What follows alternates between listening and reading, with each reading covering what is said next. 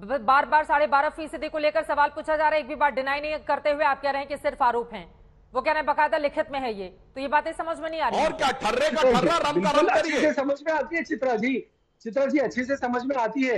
लेकिन जब मैं सवाल करूं आप सवाल करती है। बिल्कुल जायज है, आप एंकर है, लेकिन क्यों सुधांशु भाई एंकर बन रहे, मेरे सवाल का जवाब नहीं देते। अरे सैयद अब्बास साहब, डिबेट में कोई किसी से भी सवाल पूछ सकता है, यहाँ पर सवाल पूछने के लिए प्रतिबंध नहीं है, इसी वजह से लोकतांत्रिक डिबेट ये है। अभय दुबे जी, सीधे आपके पास आते हुए आप सवाल यह है, देखिए सीबीआई और ईडी को लेकर जो उनके हर एक विपक्षी दलों की ओर से इतने सवाल खड़े किए जाते हैं कि अगर सीबीआई इस पूरे मामले में जल्द से जल्द अपनी इन्वेस्टिगेशन पूरी कर भी ले तो उसका जो भी रिजल्ट होगा उसको लेकर सवाल पूछे जाएंगे। मान लीजिए जिस तरह के आरोप हैं बीजेपी के, अगर उस तरह का नतीजा निकलता है तो कहा जाएगा सीबीआई तो इन्हीं की है, इस वजह से यह हश्र है। मतलब जांच एजेंसी की क्रेडिबिलिटी को लेकर भी तो बहुत सारे, अब चूंकि आम आदमी पार्टी के खिलाफ जांच चल रही है तो वो कांग्रेस को सूट कर रहा है, कांग्रेस के खिलाफ जब होती है तो फिर आप लोगों को बेचैनी होती है।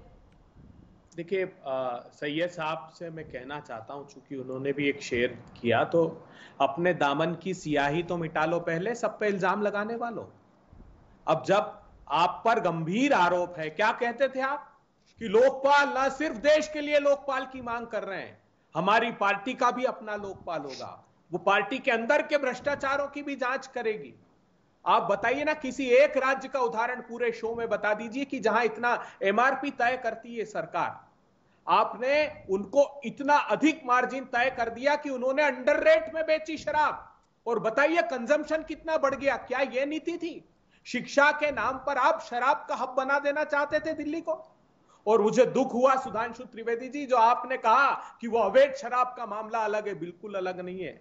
वहां भी सत्ता की सरपरस्ती में, और प्रांत दर प्रांत चले जाइए, आजाद भारत के इतिहास में कभी नहीं हुआ।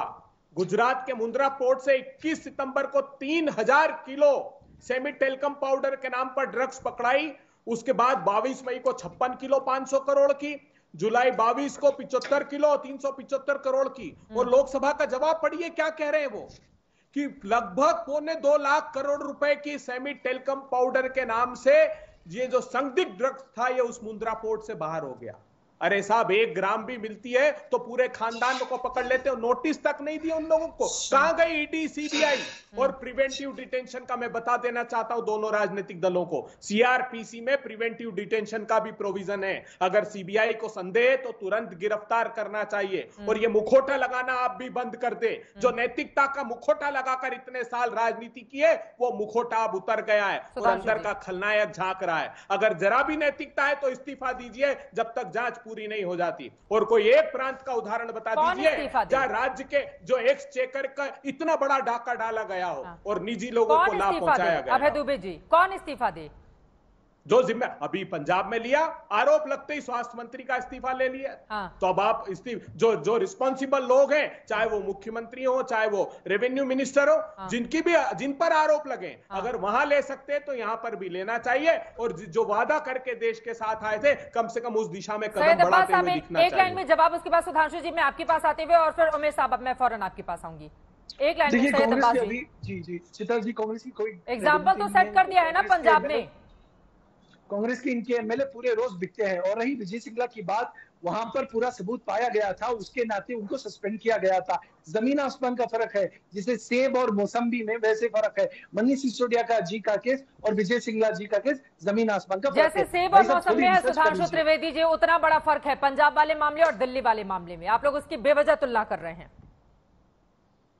हाँ बिल्कुल, चित्रा जी इन्होंने गजब का उदाहरण दिया है। 1 हफ्ते के अंदर इन्होंने सरकार में रहते हुए कौन सी एजेंसी से जांच कराई भाई अपने मंत्री की?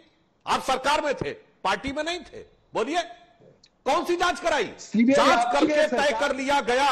कब तय किया गया? पंजाब की किस एजेंसी ने तय किया? दूसरा मैं बताता हूं, जो अभय दुबे जी ने बात बताई, उस पर मैं याद दिलाना चाहता हूं, वाकई इनकी पार्टी के अंदर एक लोकपाल था, उसका नाम था एडमिरल रामदास।